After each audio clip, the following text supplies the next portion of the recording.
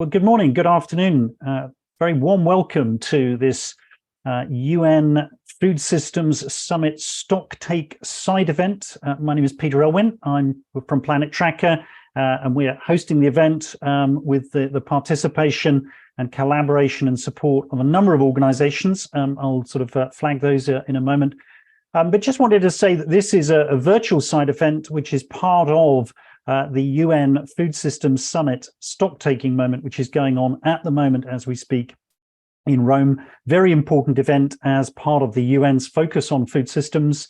It provides a key staging post in the lead up to COP28, where food is going to be one of the really important topics on the agenda for a number of reasons that we'll be discussing this afternoon. So thank you very much indeed for joining me and for joining our panelists to discuss this issue of a roadmap to align food and finance to the 2030 agenda and to climate goals. And what we're aiming to do is to discuss the broad topic of a roadmap for the food system, to discuss the actions that the finance can take in that context, both in sort of general terms, but also with some specific examples, focusing ultimately particularly on regenerative agriculture and the benefits that that potentially could bring and how the financial system can play a part in that.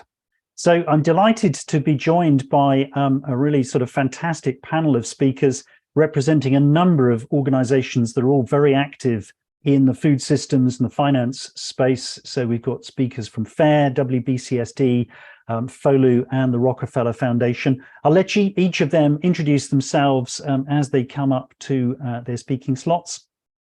So we'll start that in a moment. Kenya is going to lead off from the FAIR. But before we do that, just a couple of sort of housekeeping points. One is to say that this presentation is being recorded. So it will be available for catch-up afterwards on our YouTube channel and elsewhere. So if you sort of have to drop out or if you can't catch all of it, then you can come back and view it there. The other thing is that if you have questions, you're very welcome to submit them using the Q&A function. Don't try and use the chat, use the Q&A function. That way the panelists can see your question pop up as it's asked, and potentially they'll be able to answer it live during the webinar. If they can't, we'll be collating all the questions and we will be sending them around afterwards so that panelists can deal with them sort of if and as appropriate. So please use that Q&A function if you have a question.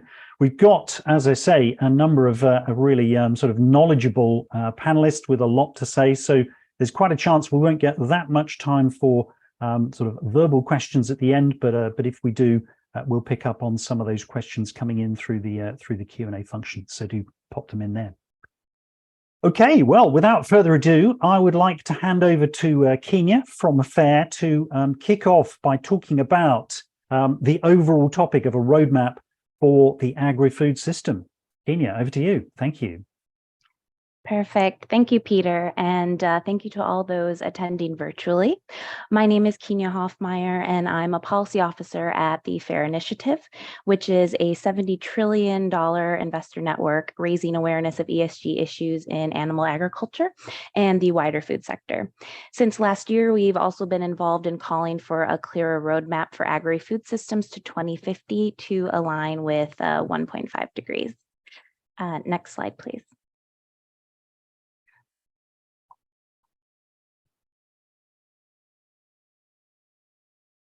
Next slide, please. Thank you. So the agriculture and land use sector is a very complex, diverse system, as we know, and this complexity has led to there being a lack of a unified and clear direction to a more sustainable model for agri-food systems. Oh, if we can just go back to the previous slide. Thank you. So hence the need for a true roadmap to 1.5 degrees. Last year, we saw that the IEA's net zero roadmap provided direction around key targets to reduce GHG emissions for the energy sector, including helpful milestones. And a similar pathway can and needs to be achieved for agri-food systems. Without such a roadmap, the FOLU sector will not meet its national and subnational targets, especially considering 40% of human-generated methane emissions come from agriculture-related activities alone. So investors have been calling for a clearer roadmap for the agri-food system to align with the 1.5 climate change goal, as well as food security and biodiversity goals, in order to help them achieve their own net zero targets, which they would be unable to achieve without action from policymakers. Now, FAIR has actually led this call last year in an open letter, and it was backed by investors with $18 trillion in assets, as well as Ban Ki-moon, Cristiano Figueres, and the Net Zero Asset Owners Alliance. At COP27, it was welcome to see the UN FAO commit to producing this roadmap report by COP28, as this could be critical to meeting global climate goals and keeping 1.5 alive. Next slide, please. So in preparation for its release, we've identified a few central components that you can see on this slide of what should comprise a robust agri-food systems roadmap. First, as mentioned, the roadmap should include milestones or assumptions for key subsectors in the agri-food system, such as on methane and deforestation. And this should be equivalent to the IEA net zero roadmap and compatible with 1.5 degrees.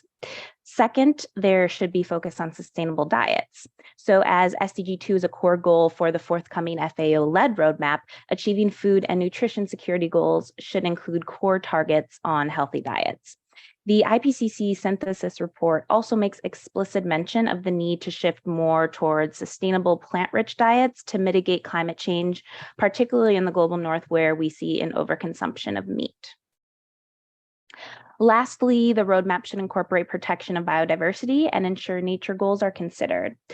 This would ensure there are guardrails for nature and make the roadmap more robust, since at present, of course, the central goals for the roadmap focus on climate and food security. Next slide.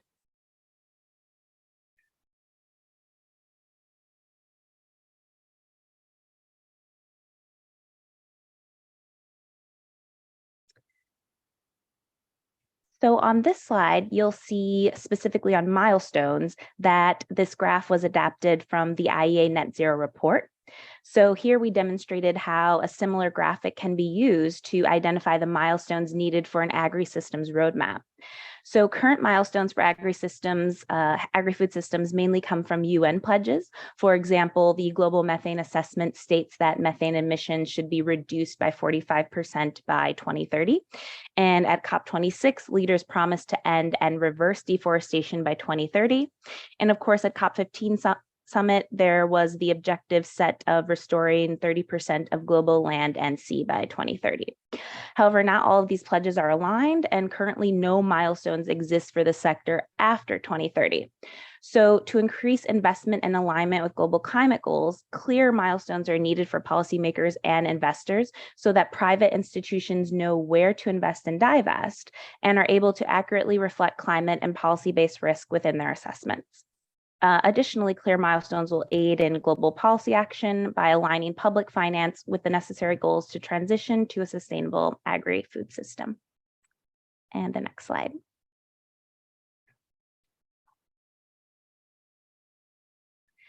So I wanted to end here on the role of investors, because investors have a key role in achieving the aims of the roadmap. First, they have the power to redirect financial flows to help fund underinvested transitioning sectors and scale up finance where it is needed. The latest IPCC report shows that agriculture and land use is one of the most underinvested sectors, estimating that yearly flows are anywhere from 10 to 31 times lower than the average annual needs. And as mentioned, investors are already committed to realigning their portfolios to meet net zero targets. So a roadmap will assist them in this endeavor in closing the finance gap. Second, we can see here investor-backed letters of support have influenced policy change around high impact climate goals. For example, investors were the ones who called upon governments to adopt measures around the global biodiversity framework at COP15, which was ultimately adopted. And FAIR has also led investor-backed calls on realigning government subsidies, which is critical for agri-food systems. Specifically on this point, many subsidies have been classified as harmful by the UN, and we must see public funds go towards goods that protect our ecosystems and health. So this helps scale up more sustainable investment in agriculture, and the public and private sector are able to work together through blended finance and other innovative instruments to invest in a climate-friendly and resilient food system. And lastly, investors are uniquely positioned to influence relevant companies to adopt climate and ESG policies as shareholders. FAIR's Investor Network regularly calls on companies to act on issues relevant to agri-food systems, such as antibiotic risk, working conditions for just transition, and even deforestation we've had in the past. So ultimately, a clear pathway is needed for both investors and policymakers alike, and we look forward to the FAO-led roadmap being presented at COP. Thank you. Thanks very much indeed, Kenya. That was an absolutely fantastic sort of tour d'horizon, as it were, and really set out the key points very, very clearly. And I think your point about investors there at the end, the fact that they are already beginning to rely on their portfolios to meet net zero goals, about the food system forms an absolutely fundamental part of that. And without including the food system, they will fail to achieve those net zero goals. But if they do include it, then it really could give them quite a move ahead. I wanted to talk a little bit from a Planet Tracker perspective, building on what Kenya has been talking about. We recently published a financial markets roadmap looking specifically at what financial institutions should do, so a bit sort of a narrower focus than what Kenya was just talking about. And we identified a number of the sort of the key components that actually Talia will be talking about later in terms of Folu's work, the benefits that could come from really transforming the food system. And obviously, the point that Kenya was making, financial markets participants, financial institutions need those benefits if they themselves are going to actually capture that benefit in terms of net zero portfolios. And there are 4 themes that we've developed for financial institutions and 6 priority actions that I'll talk about in a moment or two. But I wanted first just to touch briefly on the actual structure of the food system. We did a lot of analysis as part of the preparation of this report. We looked at over 400,000 companies from 160 countries with revenues of around about sort of 10.2 trillion, which we think is somewhere in the order of 50 to 70% of the overall system revenues. So we looked at the largest companies, captured a significant chunk of the revenues, and we divided those companies up into these 5 segments: the inputs, the chemicals and the machinery coming into the system, producers and traders, fairly obvious what that is, the manufacturers and distributors, the retailers and food service companies, and then disposal at the end, where frankly there is very little data and there needs to be a lot more work. And that's something that I think will become more of a topic as this process goes on.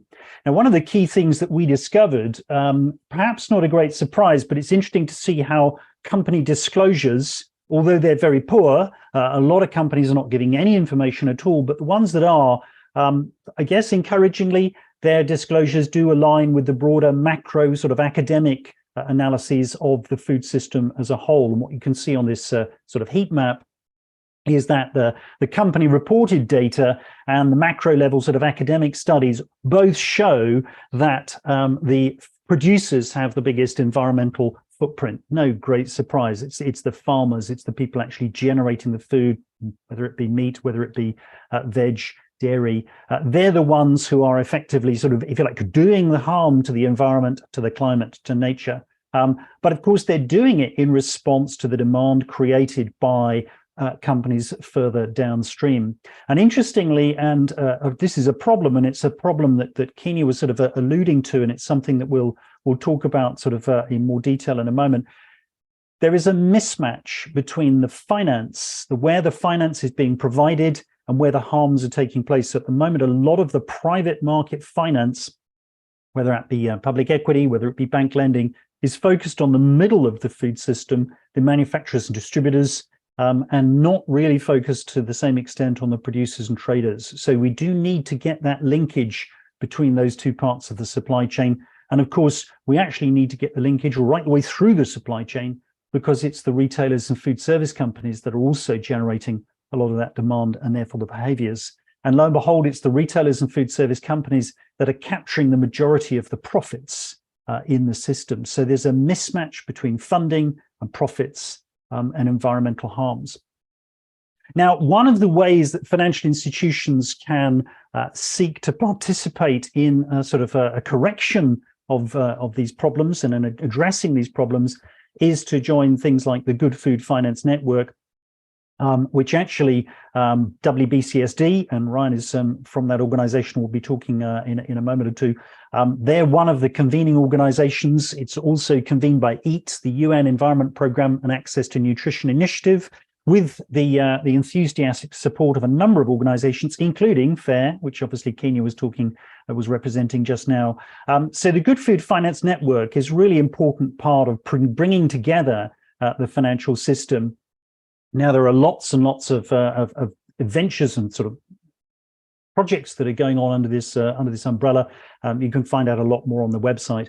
But just to give you a brief overview of the sorts of things that are being looked at, one is simply bringing financial institutions and other players in the finance sort of system together to talk, to exchange views, and to build knowledge and advocate for systemic change.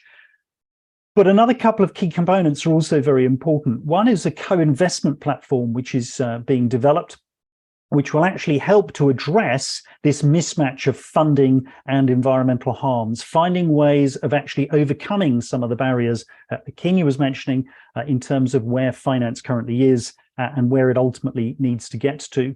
And to really drive that home, there's also a high ambition group which has been created where leaders of companies in the system can come together and actually put targets in place that they believe they can really adhere to and actually really drive change as leaders of that process. So the Good Food Finance Network is providing a really important vehicle for bringing change through the financial system into the food system. And you can see some of the challenges here, some of the barriers that we've already been discussing, and we'll talk about some of these over the course of the rest of this webinar. But a lack of information about returns and the risks and the opportunities in the food system, lack of innovation, lack of adequate financial intermediation so that you're not getting the finance from where it currently is to where it really needs to be. And then even when you have investors who are enthusiastic to actually devote capital, often they find it hard to identify bankable or investable projects that actually meet their criteria. And then the last point, again, something Kenya mentioned, policy and regulatory frameworks often not supported. In fact, quite often the subsidy regimes being run by particular governments are actually pushing in the completely opposite direction that we need them to go from a food systems perspective.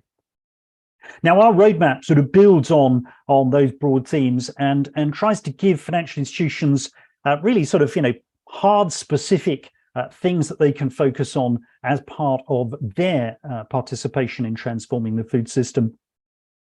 We've set out 4 themes that they should look to if they are wanting to create their own food systems investment strategy, whether that be from a bank lending point of view or an equity perspective or bonds or whatever financial instrument you're looking at.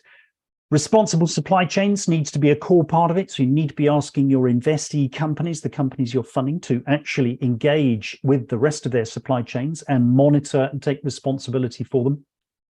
True cost efficiency, we've got to find ways of producing more food using fewer resources, less land and less other inputs, and taking account of the externalities that are currently not being accounted for in the system. Again, Kenya mentioned deforestation, for example. We've got to stop chopping down trees in order to create food. We've got to stop producing so much pollution, so much plastic. We produce a lot of toxins from the food system, a lot of nitrogen pollution. Those have all got to be significantly reduced if we're going to stop the linked harms to the climate and to nature. And then finally, sustainable product offerings. All too often, the food system is talked about as though it's the fault of the consumer, i.e. you and me. And we have a role to play.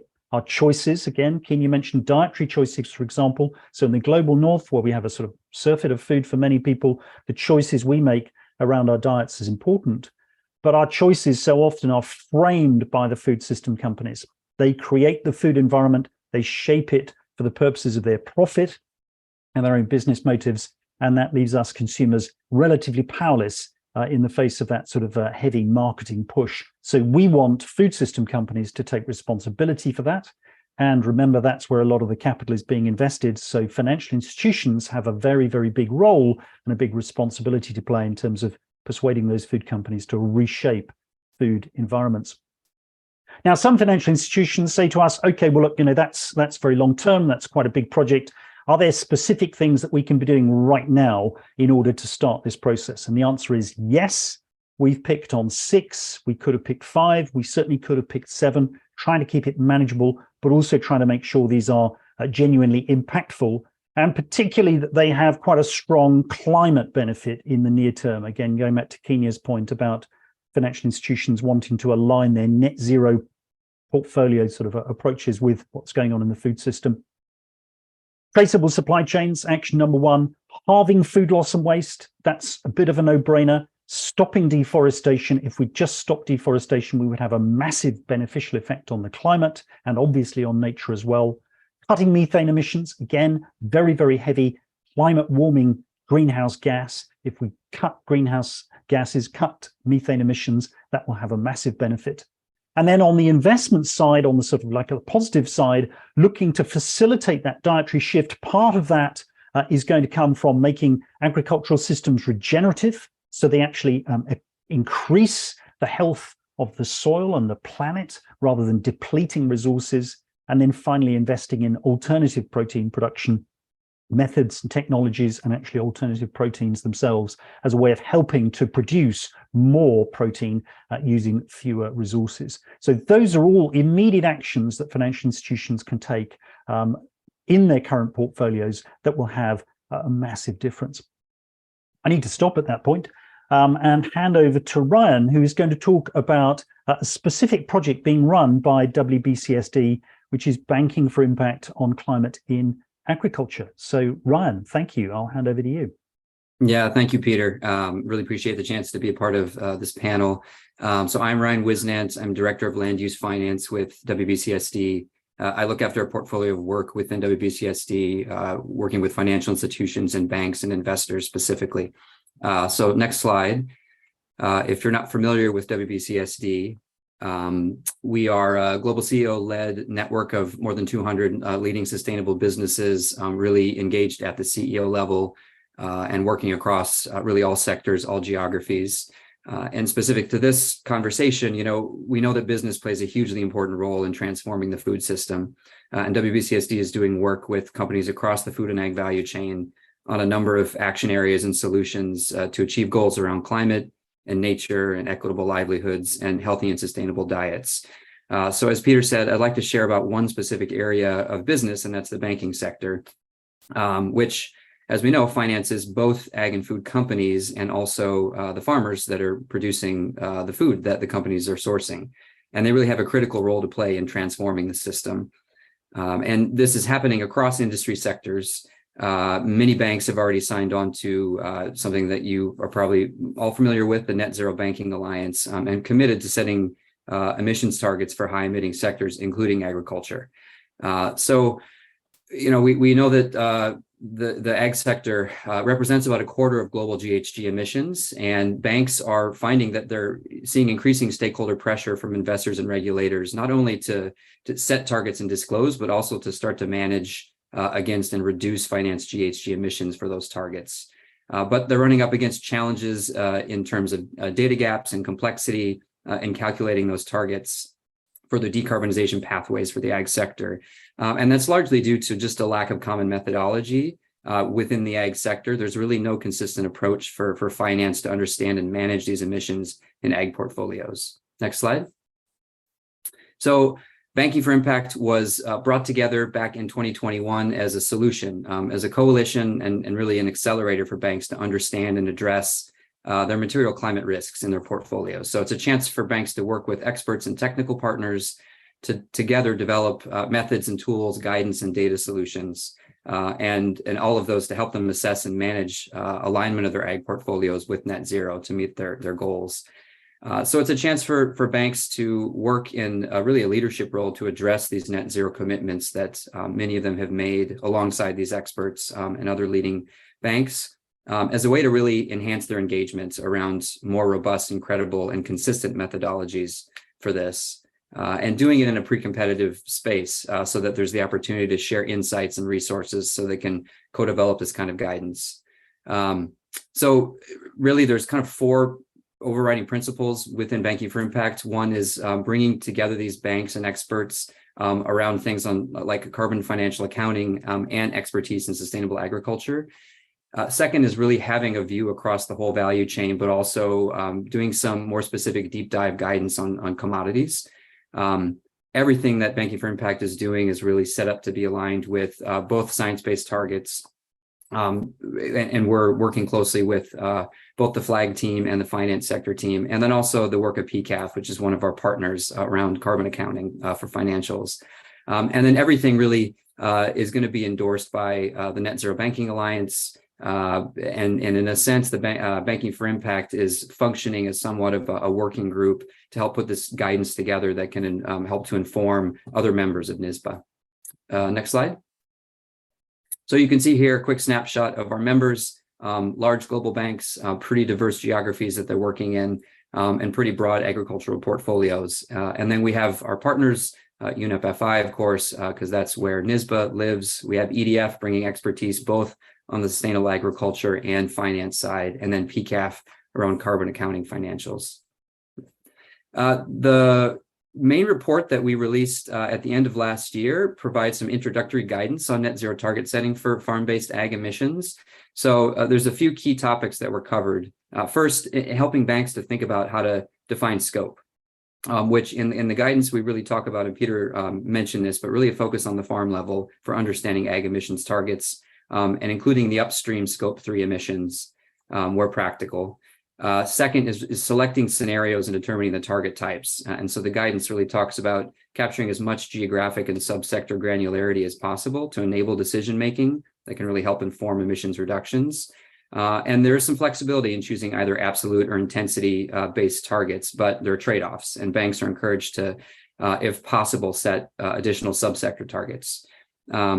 The guidance includes some coverage of measuring emissions and using different methodologies. So really prioritizing the farm level activity data, but also going beyond farmers to source other farm level data. So looking at financial disclosures or other aggregate data sources, but then being transparent about the accounting of the data sources and the analytical tools that were used. And then finally, speaking a little bit about engaging farmers, the strategies that banks can employ to help their clients to reduce emissions. So looking ahead to what we'll be publishing later this year, we're going deeper on the guidance that was released last year, and coming at it from a couple of different angles. One will be a whole supply chain guidance, so not commodity specific, but actually getting beyond the farm gate and providing clear recommendations and suggestions on including emissions and excluding emissions at different stages of the value chain, and addressing potential issues of double counting. Likewise, we're going to be looking at commodity-specific guidance, where we're going to be doing a deeper dive on soy and cattle and recommended scenarios for those commodities, supporting net zero pathways, how to align those targets with NISBA and SBTI, and other data requirements specific to those commodities. And then addressing some of the complexity issues around data, looking at data sources, both primary and potential emissions proxies, tools that are available, and recommendations for how to calculate a baseline and then monitor and disclose progress. Next slide. So for anybody that's interested in learning more about Banking for Impact, we're actually going to be at New York Climate Week. We'll have a session on the 19th of September where we'll get a bit of a preview of this guidance, hear from some of our banking members and experts about setting targets for banks and unpacking some of that complexity. Next slide. So just quickly, here's a URL for a little more information on our website for anyone that's interested, and also feel free to reach out to me if you'd like to learn more about Banking for Impact. Thanks, Peter. Fantastic. Thanks so much, Ryan. And yeah, really looking forward to that report, and also the event, New York Climate Week. Will that be online as well as in person? Yeah, it should be hybrid, so folks can dial in if they're not able to go in person. Fantastic. So yeah, well worth dialing into that to see what's going on. And as Ryan said, check out that URL for a lot more information on this really important initiative. And as you probably won't recall from the slide I showed a little bit earlier, but lending banks are more significant at the producer end than the equity markets, for example. So although finance is not sort of dominant at the producer end, certainly lending banks are very present, and their actions are really crucial to what needs to happen. I'd like to pass on now to Talia, if I may, to talk about what FOLU has been doing in the context of the food system, and most recently. Talia, over to you. Thank you. Thank you so much, Peter, and thank you very much to everyone. It's a real pleasure to be part of this panel today at such an important moment, the UN Food System Summit stock taking moment. For those of you who don't know me, my name is Talia Smith, and as Peter mentioned, I'm from FOLU, which stands for the Food and Land Use Coalition. FOLU is a global coalition of actors that are seeking to transform our food and land use system.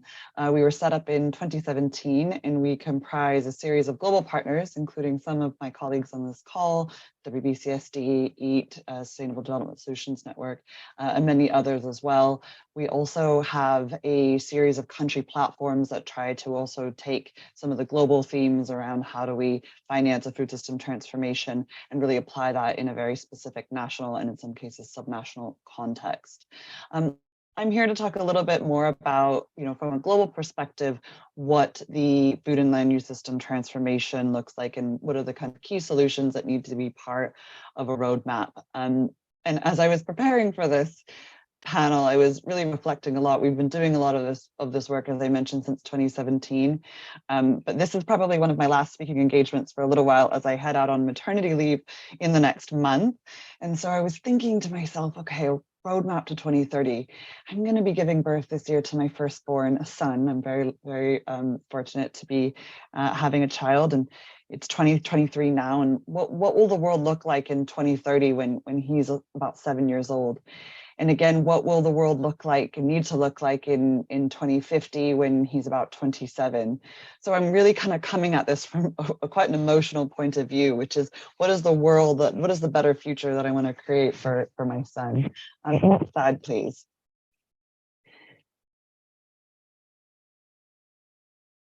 So if I think about this year and sort of where I am, both in my personal life and where we are as a community, we are not on track. And many of my colleagues have already alluded to the kinds of environmental, social, and economic damage that is currently characterizing our food system.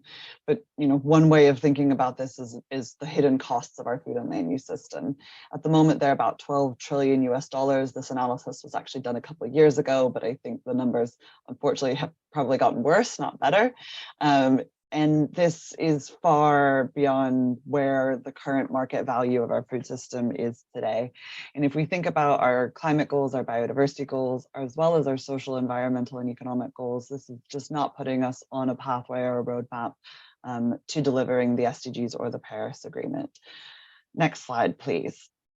So the case for transformation is clear, but then, what do we do about it? And again, many of my colleagues already on this panel have talked a lot about some of the critical solutions, and especially how do we finance them and the role of different actors. Maybe just taking a step back and kind of showing one way of viewing some of the solutions. In FOLU, we talk about them in terms of 10 critical transitions that are needed to deliver a holistic transformation of our food and land use systems.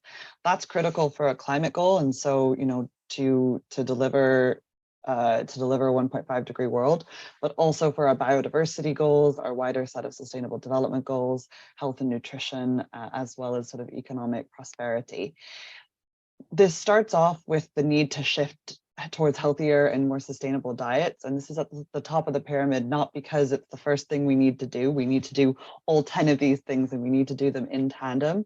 But it's also in recognition, as Kenya said from the IPCC, that actually shifting consumption patterns are really, really important, and they probably haven't been given as much attention as some of the other sort of supply side solutions that are often talked about.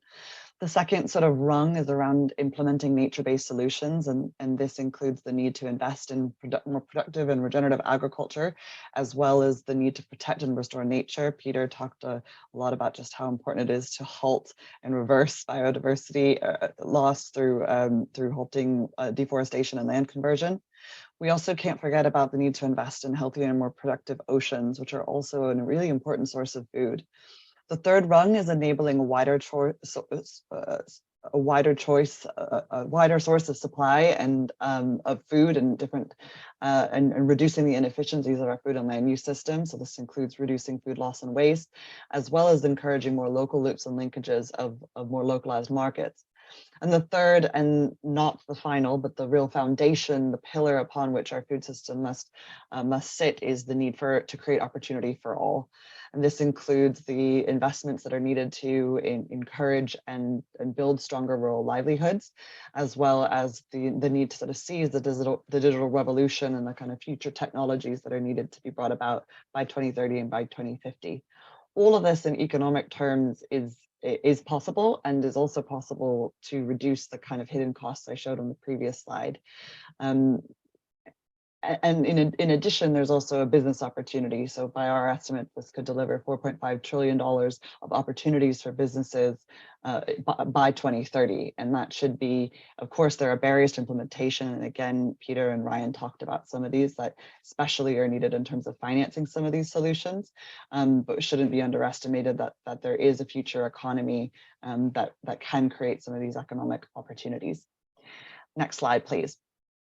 What does this better future mean for how we use land? I wanted to dive a little bit deeper into the need to produce food more sustainably or regeneratively in line with agroecological principles.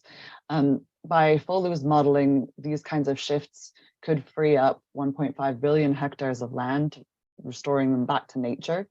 And it can do that whilst also producing enough food to feed a growing population. A lot of this comes down to some of the current inefficiencies that we have in how we produce food. So a real question, something that we need to grapple with as FOLU, and one of the things that we're working on in partnership with many others, is what does that shift towards production of more sustainable, regenerative and agroecological food really look like? And how are we going to measure those shifts? How do we really help invest in some of those solutions at farm and landscape level in order to deliver some of these global goals? So next slide, please. Within that context, we have asked ourselves, how do we go about doing that? And we've partnered with colleagues at Meridian, with also WBCSD, with the World Farmers Organization, with IUCN, with Leaders Quest, with Systemic, which is also where I'm based, to deliver this initiative called Regen 10. And Regen 10 is a multi-stakeholder collaborative platform that is really trying to build this collective understanding of what are the actual solutions that are needed over this next decade, this next 7 years, depending on how you count it, for the majority of the world's food to be produced in a way that delivers those benefits for people, for nature, and for climate. And what Regen 10 will really try and do is sort of 3 different things. The first is it's going to place farmers and Indigenous peoples and local communities really at the center of some of these solutions, so developing some of these solutions. Too often we, and I'm also guilty of this myself, are not really driving solutions from the bottom up, or driving them from the top down in terms of, developing sort of concrete, actionable agendas that we need to scale. So the first thing that we're going to do is sort of establish this holistic framework with a core set of metrics that are designed by farmers and Indigenous peoples and other types of land managers to be able to understand, collect data, and measure what's happening at farm and landscape level, and then connect that to the different types of corporate reporting frameworks, different types of sort of policy shifts that need to happen at higher levels, at regional and national and global multinational levels. The second thing that Regen 10 is going to do is really try and build and learn how to integrate landscape and farm level evidence into the kind of learning of the types of solutions that are needed to scale. And then the third thing that Regen 10 is going to do is really help them drive global action, so building global momentum towards some of these solutions. I think if I could also maybe just comment on one other sort of reason why something like Regen 10 is needed, and my colleague Sarah Farley at the Rockefeller Foundation, who is very kindly supporting Region 10 can also speak more specifically to this. We have a tendency to focus a lot on some of the field level, farm level practices that are needed to really scale. And the long and short of it is, if we're going to deliver all of the solutions that are needed to 2030, we have to also recognize that they look very different in one place to another. So a global set of actions can only really go so far as to really focus on some of the consistent themes and shifts, but we need that kind of common language and that global momentum in order to take what's happening at farm and landscape level and really scale that to a global level.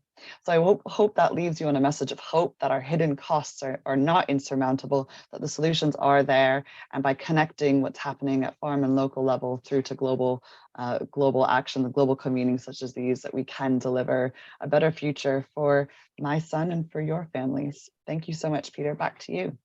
Thank you, Talia. And yeah, congratulations. And I think that's a really great way of framing it, a very personal, very human way to think about, as you say, your son being 27 in 2050. And I know a lot of 27-year-olds, and I know the world they would like, and it's not the trajectory we're on at the moment. So that's really motivational. Thank you. That's a great framing. I'd like to hand over to Sarah now to have the final slot, potentially the final word. We'll see how the timetable goes. But Sarah is going to talk more about regenerative agriculture and the work that sort of the Rockefeller Foundation is really supporting in this context. Sarah, thank you.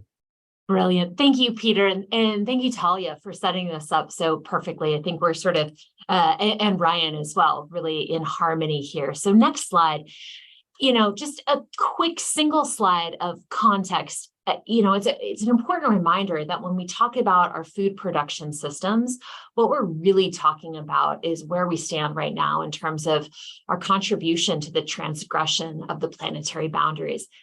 4 of the critical planetary boundaries, in addition to climate change, are being transgressed beyond 80% by what we're doing within the production system. So it's really imperative that as we consider what the optimal food systems financing strategies are, that we point them in this direction. Next slide.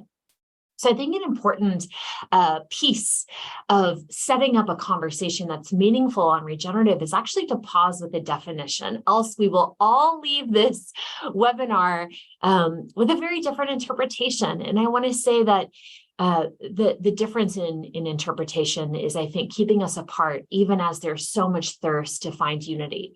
So this is a stab at an integrative definition, pulling from the incredible contributions of many on this webinar and so many others who are not. I think in sum, what we're really talking about is regenerative systems are net positive production systems that make more than they take.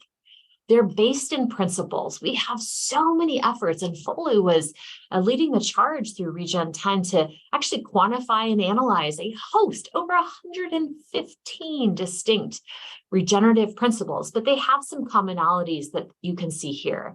But beyond regenerative being principles-based, it's measurable against outcomes. These are outcomes for climate, they are social outcomes, they are environmental outcomes. And there's a number of actually really promising metrics and tools to measure those outcomes, but they're distinct. And part of what Regen 10 is all about is finding a harmonized set of outcomes measurements.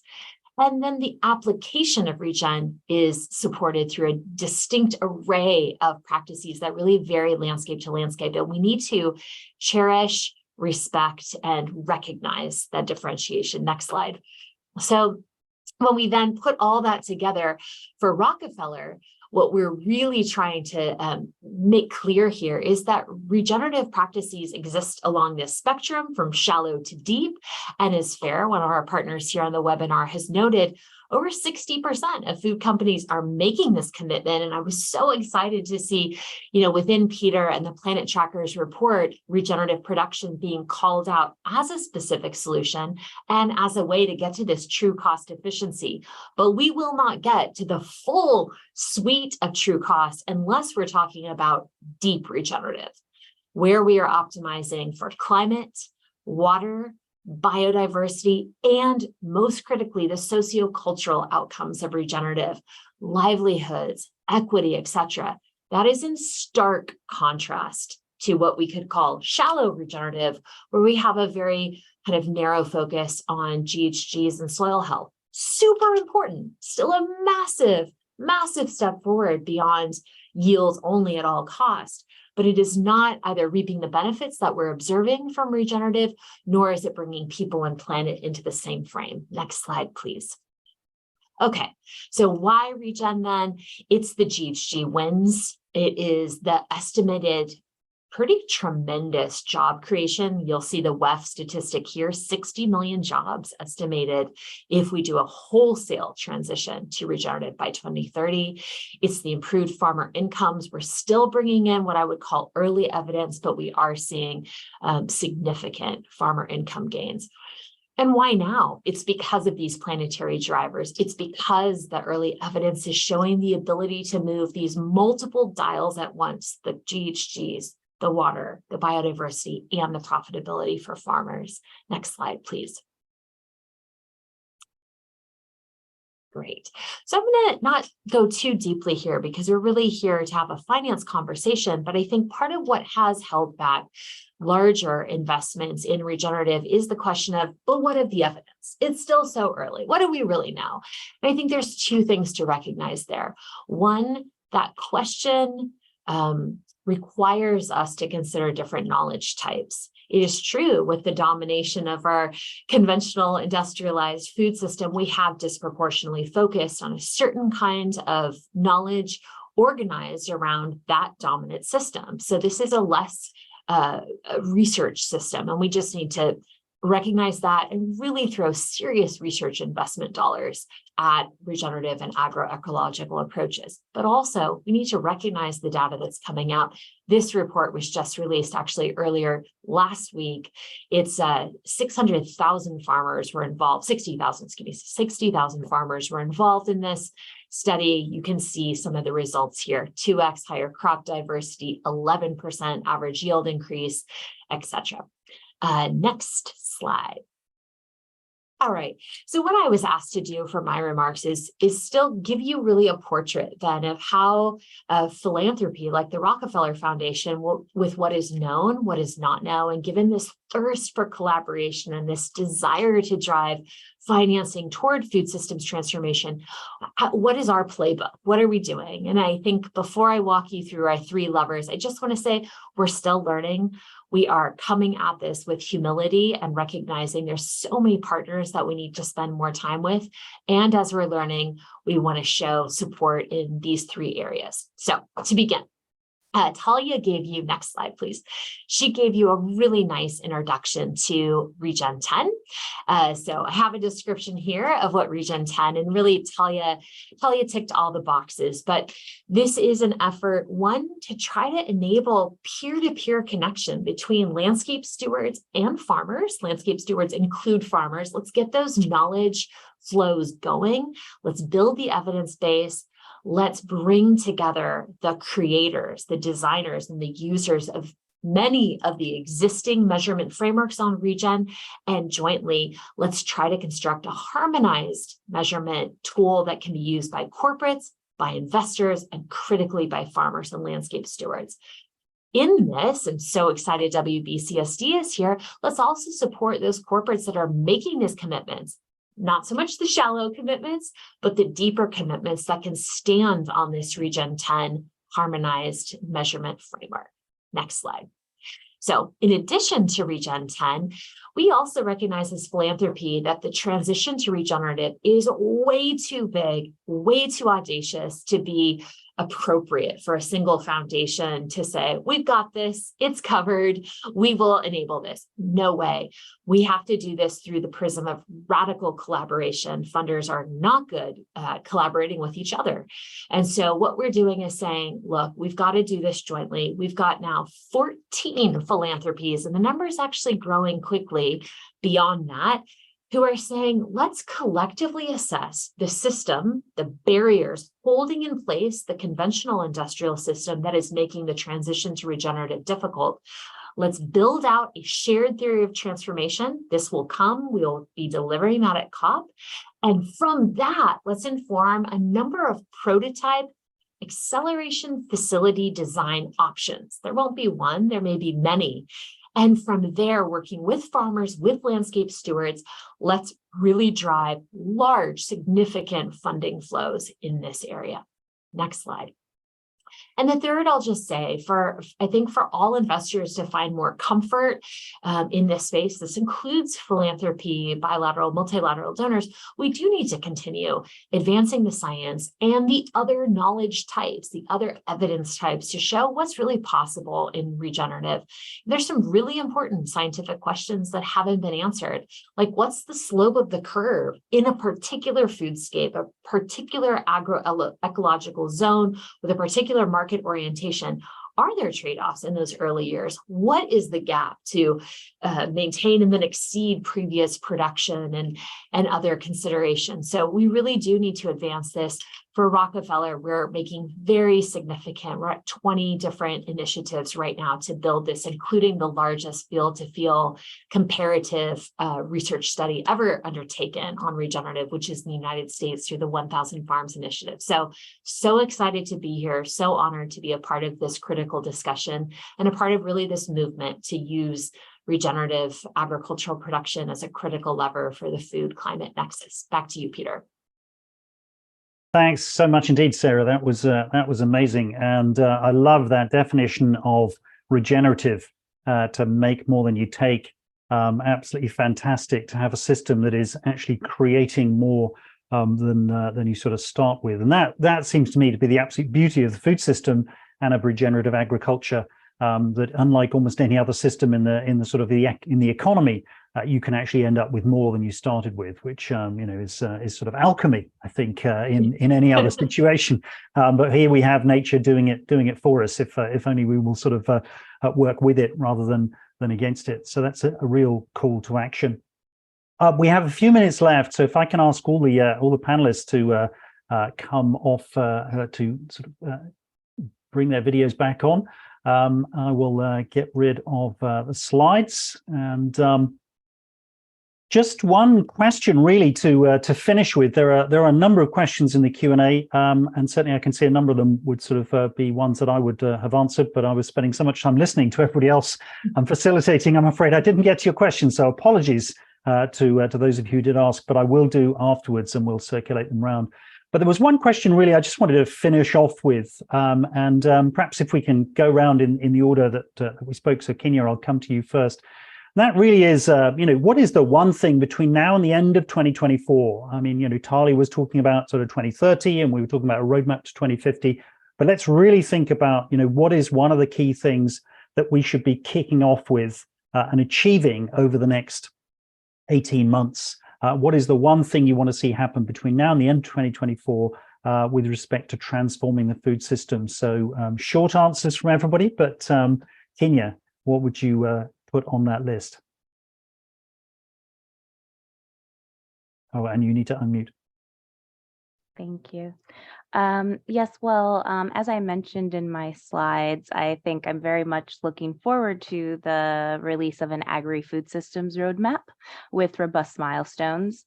And as we've been made aware, not only should we see the first part of specifically the FAO-led roadmap be released by COP28, the second part of the roadmap is expected for 2024. And should include more regional pathways and a deeper dive into critical areas such as soil protection or aquaculture. And this would ensure much wider impact and implementation on a global scale for sure.